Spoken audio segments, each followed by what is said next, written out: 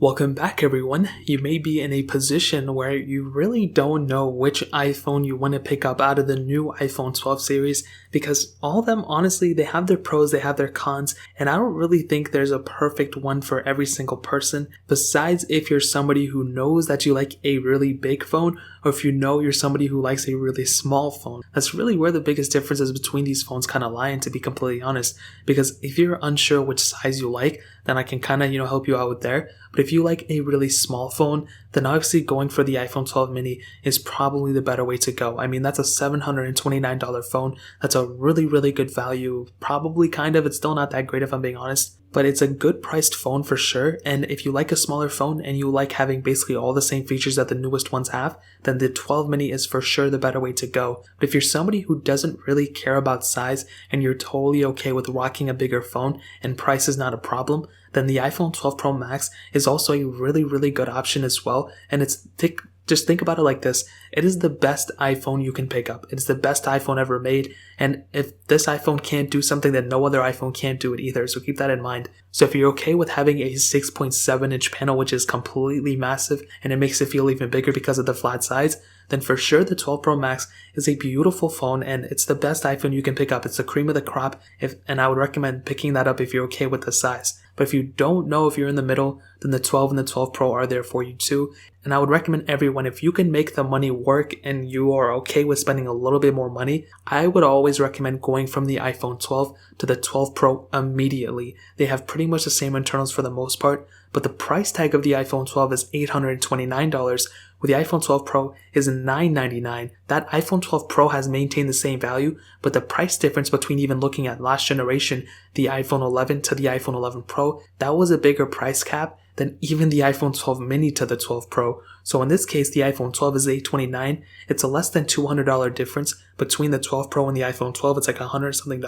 So I would recommend everyone to go from an iPhone 12 to the 12 Pro. If you have the money, then go for it. If you don't have the money, then the 12 is still a beautiful device. But that is something that's very, very important to note. Now, after owning all these phones and using them for however long since day one they came out, I can definitely tell you I don't see a big difference between either one of the panels besides the screen size. So obviously if you're comparing the 12 Pro Max to the 12 mini, completely different size screens, they're going to give you different experiences. But I didn't look at the iPhone 12 mini screen and look at the 12 Pro Max screen and think to myself, wow, one screen is way better than the other one. I really didn't get that vibe from either one of these. So I'd probably tell you, if you're in that same market, then going for the 12 mini or the 12 Pro Max or the 12 or 12 Pro, you're not really going to notice any differences in terms of the screen. They're all OLED panels, which is really good. They're all, even top of that, Super Retina XDR OLED screens. So it's not like you're getting an IPS panel on one. Like last year with the iPhone 11, we had an IPS panel on one. So you're really not going to see those big of differences. They're all going to be able to take advantage of all OLED screen capabilities,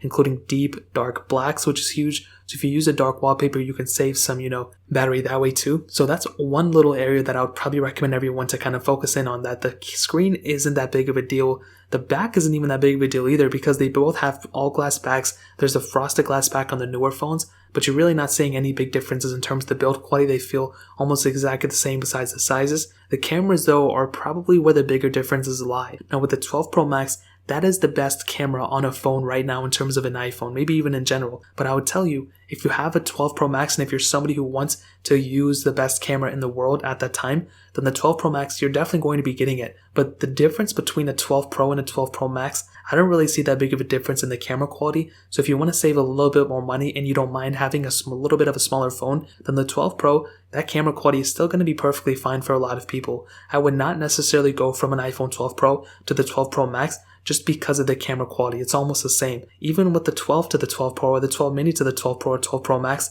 the camera qualities are the same. They all shoot 4K 60 videos. On the front, they all shoot 4K 60 as well. The main differences that I can see that the top two iPhones have are the LiDAR sensors. But even that, the only advantage the 12 Pro Max has is that those camera lenses are bigger, so they may be able to, fit more features and stuff inside of them. But for the average person, I don't really think it's that crazy of a deal, and I don't really think most people are going to take advantage of those specific situations when it comes down to those cameras. So in terms of the camera quality, all of these iPhones are going to be around the same, but the 12 Pro is that sweet spot because it's a little bit more expensive than the iPhone 12 and 12 mini, but it still has all the capability for the most part that the iPhone 12 Pro Max has. So from what I saw, the 12 Pro Max really doesn't have that much better of a camera than the 12 Pro, and all these iPhones don't really have that much, better of a camera than the previous generation, which is the iPhone 11 series, if I'm being completely honest. So in terms of the camera quality, that covers it up there. And the software lifecycle, the good news is that whether you get the cheapest iPhone 12 mini or you get the most expensive iPhone 12 Pro Max, they are all going to be lasting for the exact same amount of time because of the chipsets within them. So whether you get that 12 Pro Max or you get the iPhone 12 mini, they're going to be lasting for the same amount of time in terms of the software. So that's a really important thing to note. Just because you get the cheaper model doesn't necessarily mean that you're going to not last as long as the 12 Pro Max. Now, there are some other areas that you may want to focus in on, but in terms of the software experience, almost exactly the same things on all iPhones for these ones, so keep that in mind. Performance-wise though, I think this is probably one of the bigger differences for sure. And I'm sad to say this, but the base model iPhone 12 mini, the cheapest one they make, or the cheapest phone they make, it doesn't matter the storage model, for some reason this one has been experiencing some crazy issues with me when it comes down to the performance side, more specifically the RAM management. With the 12 Pro Max and the 12 Pro, I've had pretty good RAM management experiences on these phones. Now it's still pretty bad, I'm not gonna lie, but with the 12 mini it's extremely bad. I don't know what they were thinking with that, and I think it's worse than the iPhone 12 as well. So they all have Apple A14 Bionic chips inside of them, so they're both going to be, for the most part, still be able to play the same amount of games, and, performance is still going to be roughly around the same. It just so happens that there's more RAM on those two top-end models. So for the 12 Pro and the 12 Pro Max, we have 6 gigs of RAM on those phones, where in the bottom two iPhones, the iPhone 12 mini and the iPhone 12, we have 4 gigabytes of RAM. Now, what does this mean? This basically means that for all the apps that you store in the background, so when you go into Snapchat and you swipe out of it, and you go into Twitter and Instagram and you swipe out of those, and you just have those apps in the background, then that means, you have a higher of a chance basically on those two top-end iPhones to still have those apps in the background and not refresh on you. So for example, let's say you're typing out a paper on your phone. I know this is just a bad example. And let's say you go to Google and Twitter to kind of like cite things and you want to copy and paste them. Basically, there's a chance that that app that you're typing in on will restart. But if the higher the RAM you have, the less of a chance that app has of restarting. You don't want to be in the middle of a paper and your app restarts. Same thing with a game. You don't want to be in the middle of a game, you hop out of it, go to some other apps, go back into that game and it restarts, and you have to redo that game. It's the same exact thing. So the more RAM you have, the less of a chance that has of happening. And with the 12 mini, you have the highest chance of that happening, including the iPhone 12, for those apps to restart. With the 12 Pro and 12 Pro Max, you have a lower chance of that happening. It could still happen, but there's a lower chance of that. And that's kind of the best way I can explain it. So when it comes down to that specific aspect, you're definitely getting a better performing device from the 12 Pro and 12 Pro Max, but only in terms of the RAM management. In my opinion, app opening speeds, playing the games, game speed, all that stuff was pretty much the same for all these devices. I didn't see any difference. So just because you get the 12 Pro Max doesn't mean that it's going to be able to play your game at way faster speeds and stuff than the 12 mini inherently, unless there's something in the 12 Pro Max that makes it faster. Maybe the game code makes it faster, I don't know. But from what I've seen, they all have pretty much the same capability when it comes down to the performance aspect. It just so happens that the 12 Pro and 12 Pro Max have more RAM, so that's a pretty big thing. Now the last thing I'm going to end off is with the battery life. You are getting basically the best iPhone battery is coming from the iPhone 12 Pro Max. That thing has a much bigger battery than all the other iPhones, for the most part. It has a smaller battery than the 11 Pro Max, which is really dumb, but it's still a really good sized battery. And out of all these, the 12 Pro Max is going to get you the better battery life. Then followed by the iPhone 12. I feel like from what I've tested and everything, the iPhone 12 is going to get you the second tier battery life, the best one, the second best for the most part. Then after that is the 12 Pro, then the 12 mini.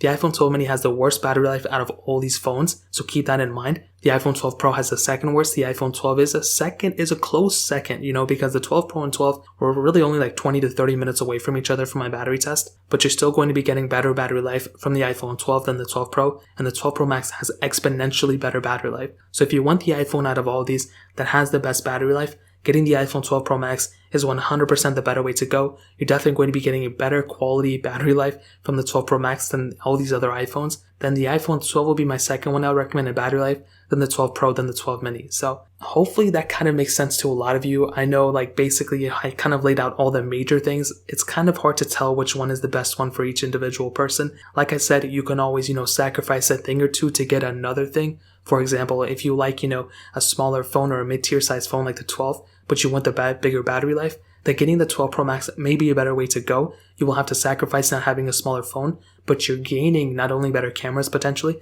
but also more RAM, and a better battery life, and you can kind of change things around too. I would recommend anybody for the iPhone 12 mini. I would recommend people who like smaller phones and you don't really care about battery life too much. If you like having a smaller phone, you can sacrifice a little bit of battery life, then by all means the 12 mini is a perfect phone for you. If you're somebody who, doesn't want to spend the extra $100 something on the 12 Pro or the 12 Pro Max, yet you still want to maintain a bigger phone than the 12 mini, the iPhone 12 is a tremendous phone. And if you don't care about having the best camera or anything, then I think the iPhone 12 is a really good option. But if you're somebody who has, an extra maybe $200 to drop on a phone on top of the iPhone 12, the iPhone 12 Pro is a no-brainer from my opinion. And I think, in my opinion, the iPhone 12 Pro would be the one phone I would recommend everyone to pick up. I think it's the safest phone out of all these. You're getting the better RAM, you're getting the better camera, you're getting it in a smaller frame than the 12 Pro Max. And I would recommend that over, all these other phones, to be honest. I feel like that's the safest option out of all the new iPhone 12s, and it just makes the most sense to me. But like I said with the 12, and that's the phone I use. I use the iPhone 12 Pro as my main device.